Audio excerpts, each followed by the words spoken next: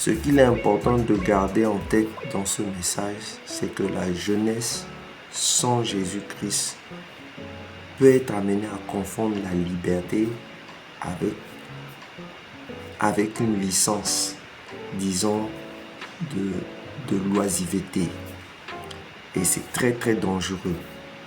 Dès l'instant que un jeune n'est pas en Christ, il peut être amené à toute forme de dérive, notamment les consommations de drogue, la sexualité débridée, les rébellions, etc., etc.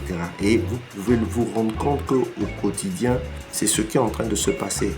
Les jeunes aujourd'hui n'ont plus, disons, de respect de certaines normes, de certaines valeurs qui ont été, disons, la marque de fabrique des anciennes générations.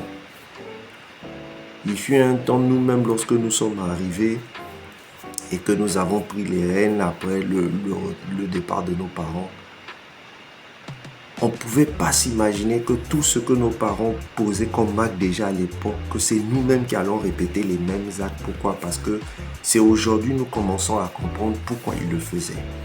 Eux-mêmes aussi, ils ont été jeunes. Nous-mêmes aussi, nous avons été jeunes.